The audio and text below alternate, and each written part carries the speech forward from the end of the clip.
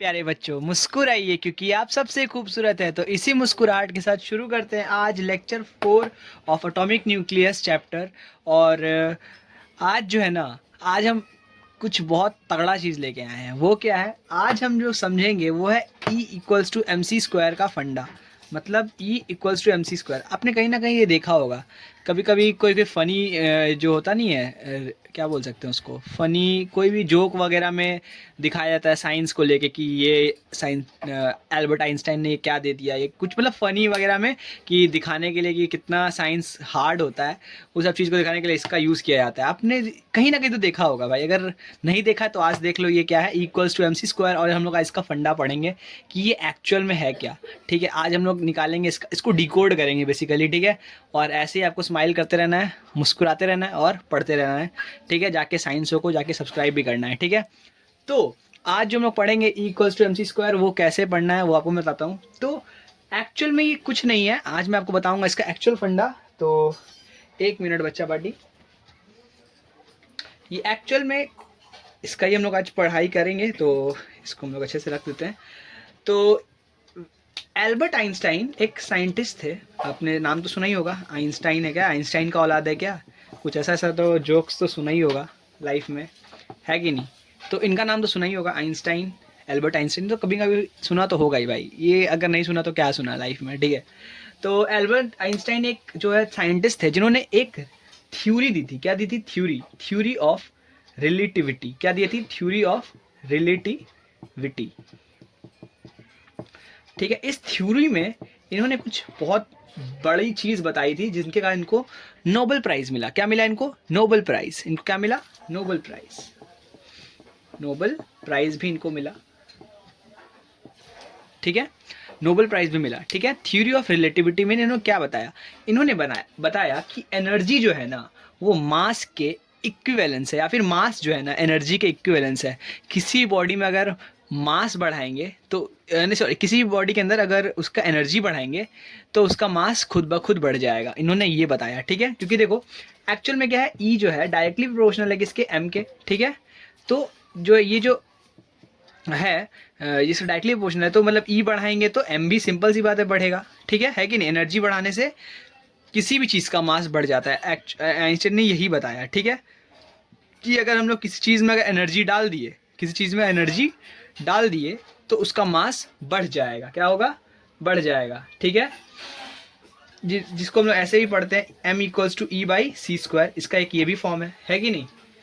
ठीक है, अब मैं आपको इसको थोड़ा सा डीप में समझाता हूँ। एक मिनट रुक जाओ।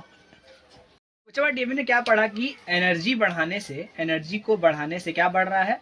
मास भी बढ़ रहा है। क्योंकि अकॉर्डिंग टू एल्बर्ट आइंस्टीन ये क्या है? एनर्जी जो है मास के इक्विवेलेंस है। क्या है? इक्विवेलेंस। इन्होंने यही थ्योरी दिया। ठीक है, और बाकी जो है E=mc² में आप सोच रहे हो कि सी क्या है, c² क्या है? तो c is nothing but the speed of light. Speed of light. ठीक है, जिसका स्पीड क्या है? लाइट का जिसका स्पीड होता है 3 × 10⁸ मीटर पर सेकेंड। ठीक है, ये सब याद रखना चाहिए। अगर आप अच्छे स्टूडेंट हो तो ये सब याद रखो। ठीक है, बहुत अच्छी बात है। ठीक है, in general the mass of a nucleus is tightly lower than the अब मैं आपको ये जो चीज़ बता रहा हूँ वो ध्यान से सुनो कि जो बड़े बड़े रिएक्शंस होते हैं, हाई एनर्जी रिएक्शंस। क्या बता रहा हूँ मैं? हाई एनर्जी रिएक्शंस जो होते हैं, RXN में यूज़ कर रहा हूँ रिएक्शंस। उसमें क्या होता है कि दो तरह का होता है। दो तरह का होता है। एक होता है न्यूक्लियर, ये दोनों भी हम लोग डीप में भी थोड़ा देर में पढ़ेंगे। Nuclear fission and nuclear fusion. ठीक है, दोनों हम लोग डीप में पढ़ेंगे आज। ठीक है, न्यूक्लियर फिजन और फ्यूजन दोनों ही। तो इसमें क्या होता है ना, मास एक्चुअल में कन्वर्ट हो जाता है किसके अंदर? एनर्जी में कन्वर्ट हो जाता है। मास जो है किस में कन्वर्ट हो जाता है? एनर्जी में कन्वर्ट हो जाता है, इन दोनों हाई एनर्जी रिएक्शंस में। ठीक है, जिसको हम लोग क्या बोलते हैं? Nuclear fission and fusion. ठीक है, अब हम लोग देखते हैं न्यूक्लियर फिजन एंड फ्यूजन है क्या। उससे पहले हमको दो चीज पढ़ना पड़ेगा। होता है मास डिफेक्ट और एक होता है बाइंडिंग एनर्जी। दो चीज पढ़ना होगा, मास डिफेक्ट और बाइंडिंग एनर्जी। उसके बाद हम लोग पढ़ेंगे किस पे? न्यूक्लियर फिजन और न्यूक्लियर फ्यूजन के साथ चैप्टर को कर देंगे खत्म। Ta ta bye bye. ठीक है, होप करता हूं आपको यहां तक समझ में आया होगा। बहुत बढ़िया, अब नेक्स्ट चीज पढ़ते हैं। ठीक है, तो अब जो नेक्स्ट टॉपिक है मास डिफेक्ट, उससे पहले आपको एक चीज समझना पड़ेगा। मास डिफेक्ट जो हम लोग पढ़ेंगे, मास डिफेक्ट जिसको हम लोग डिनोट किससे करते हैं, डेल्टा एम से, डेल्टा एम से डिनोट किया जाता है इस चीज को, ठीक है। इससे पहले हम लोग को जो पढ़ना है वो है कि एक न्यूक्लियस जो होता है, न्यूक्लियस क्या होता है, न्यूक्लियस, न्यूक्लियस के अंदर आपको पता है प्रोटॉन और क्या होता है, न्यूट्रॉन्स होते हैं, ठीक है, प्रोटॉन्स और न्यूट्रॉन्स। तब जब ये जब टूट जाता है ना, तब ये जब टूट जाता है तो ये न्यूक्लियॉन्स में चेंज हो जाता है। किसमें चेंज हो जाता है, जो ये क्या है, न्यूक्लियस, ठीक है। न्यूक्लियस के अंदर प्रोटॉन्स होंगे और न्यूट्रॉन्स तो क्या होता है,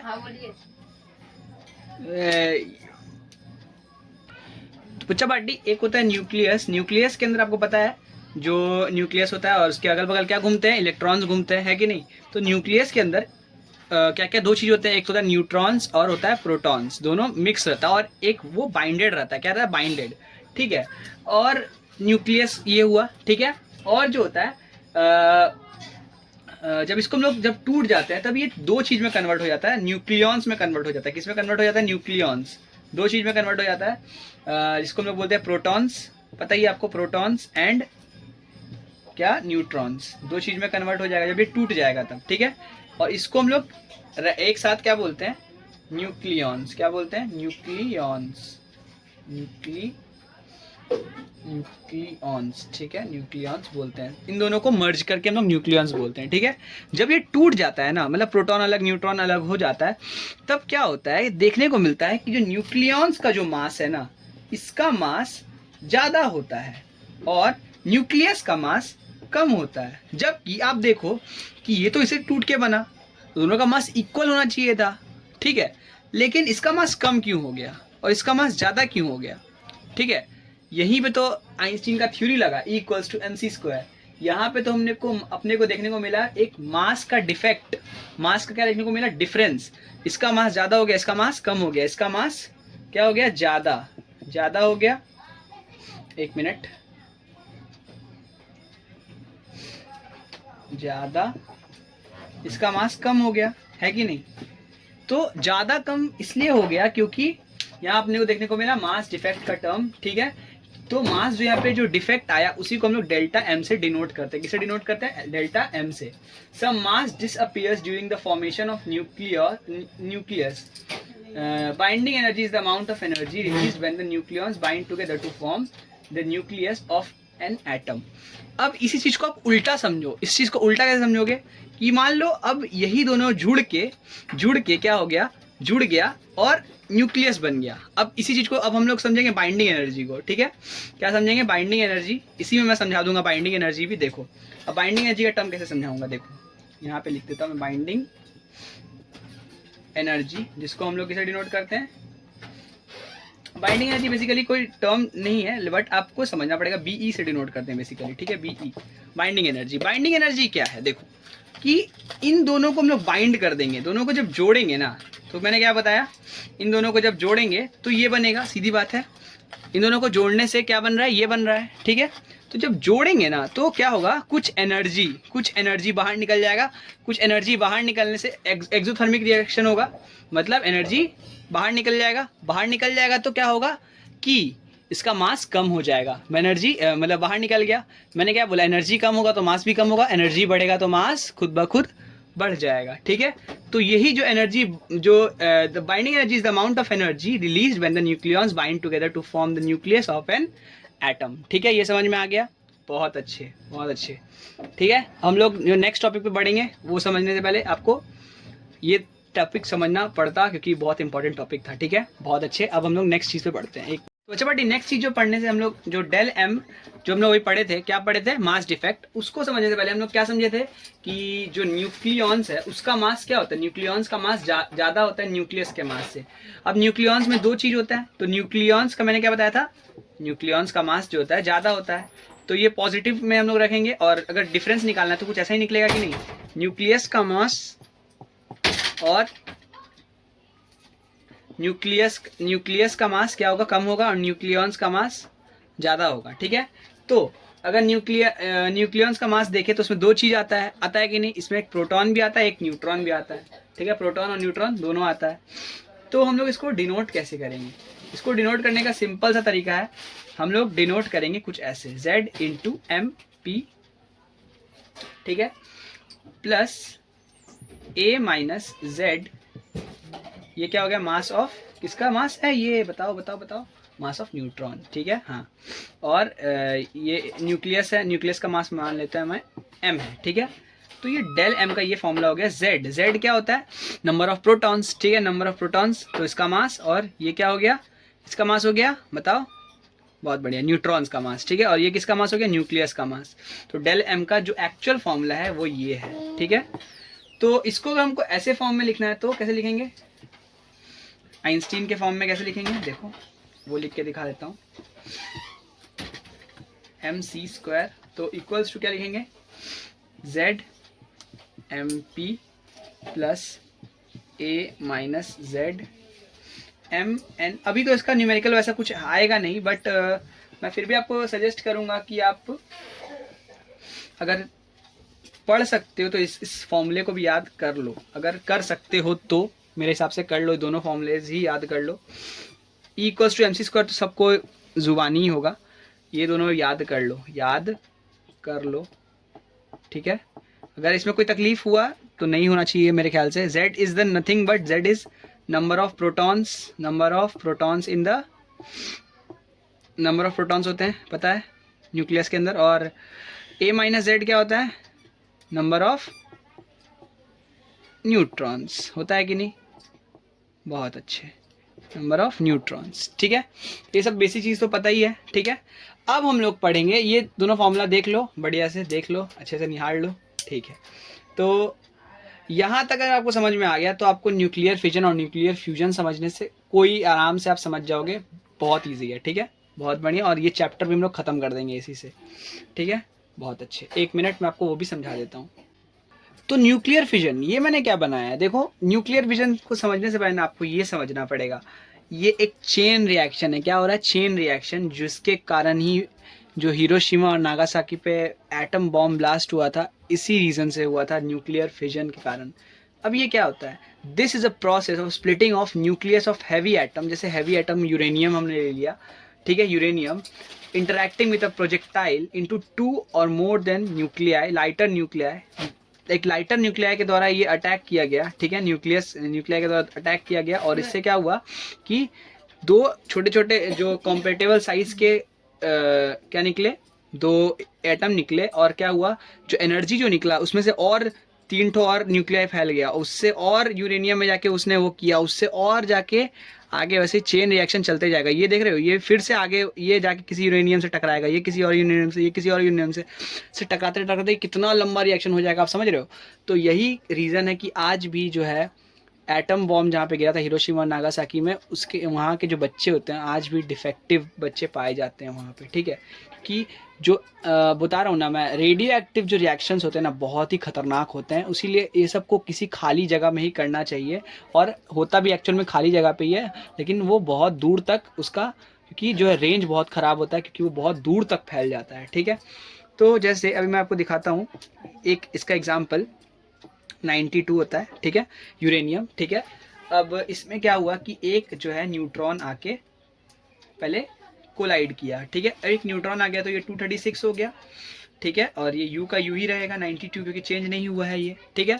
ये बहुत अनस्टेबल होता है, ये अनस्टेबल जगह नहीं, आप अच्छे से लिख लेना, ठीक है, अनस्टेबल है। अब ये अनस्टेबल होता है, 1 मिनट मैं इसको अच्छे से ऊपर ही बना देता हूँ, 1 मिनट। तो बच्चा बड्डी मैं आपको वो चेन रिएक्शन बता देता हूँ, 235 92 उसका होता है यूरेनियम का, ठीक है।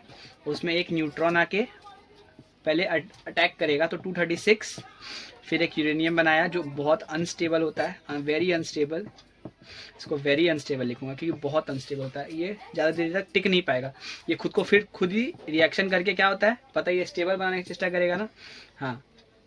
तो ये स्टेबल बनाएगा, 2 अपने से लाइटर एटम्स बनाएगा, क्रिप्टन और एक ये, ठीक है, इसका 36 और इसका ये हो गया 92, ठीक है। और 3 और न्यूट्रॉन्स निकाल देगा अपने अंदर से, 3 और न्यूट्रॉन्स निकालने के कारण क्या हो जाएगा कि यही 3 न्यूट्रॉन्स और कुछ अमाउंट में एनर्जी तो निकलेगा ही, पता ही है, ठीक है।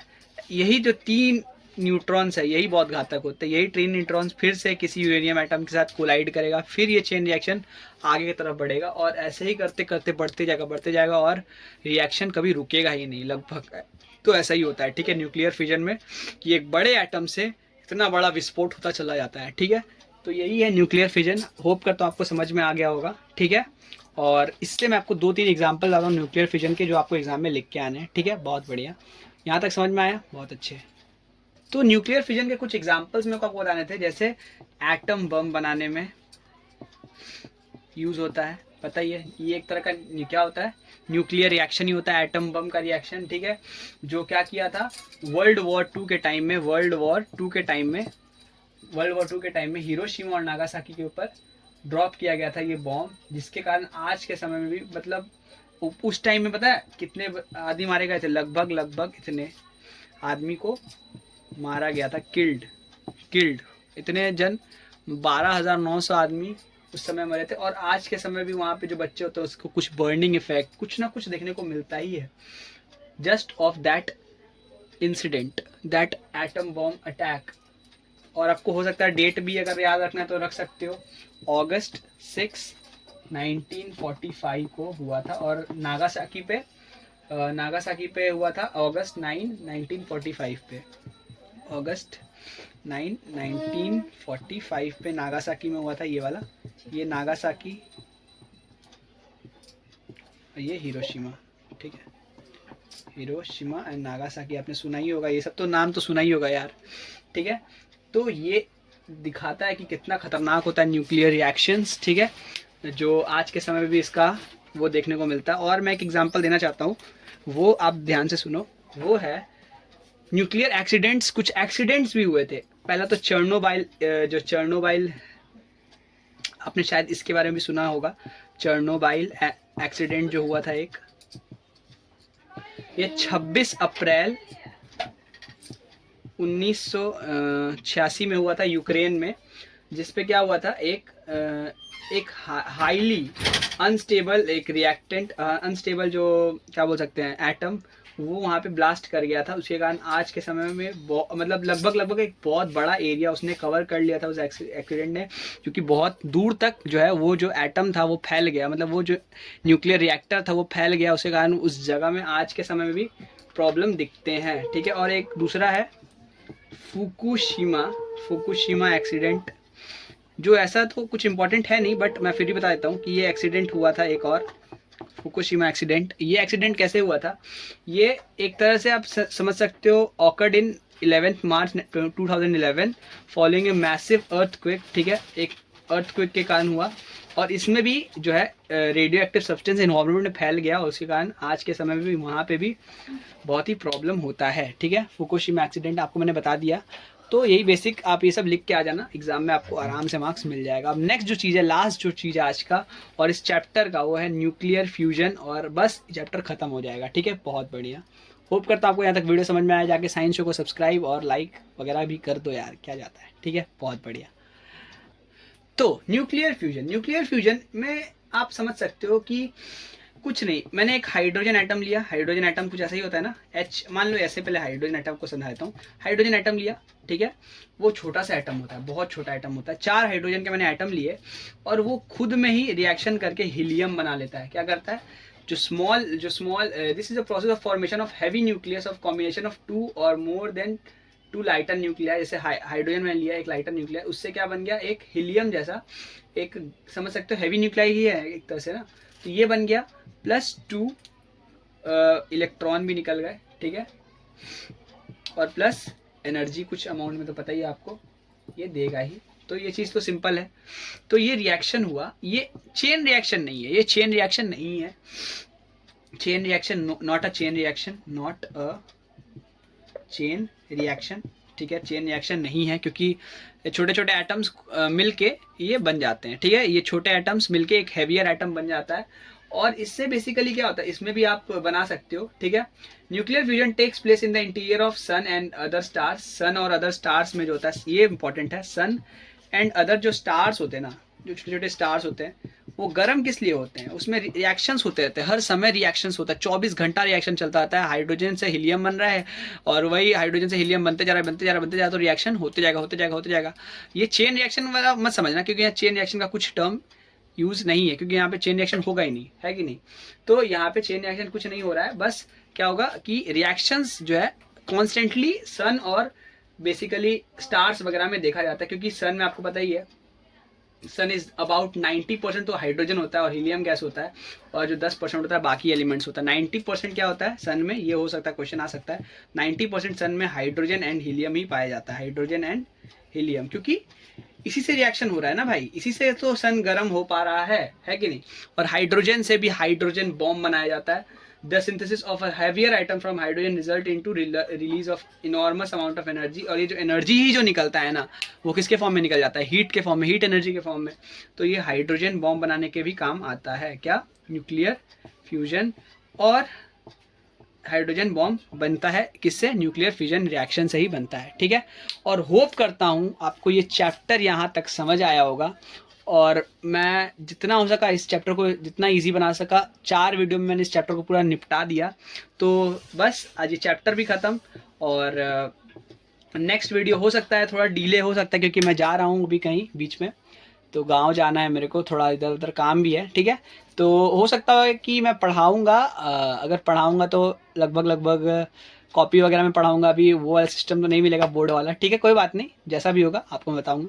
तब तक के लिए सी यू टाटा बाय, ठीक है। आपको कम्युनिटी पोस्ट मिल जाएगा, टेंशन मत लीजिएगा, बस पढ़ते रहिए, आगे बढ़ते रहिए, जितना पढ़ाया उसी को अच्छे से पढ़िए, और बस अच्छे से रिवाइज कीजिए, नोट्स बनाइए, बस बढ़िया से एकदम। तब तक के लिए see you tata bye, love you all, bye.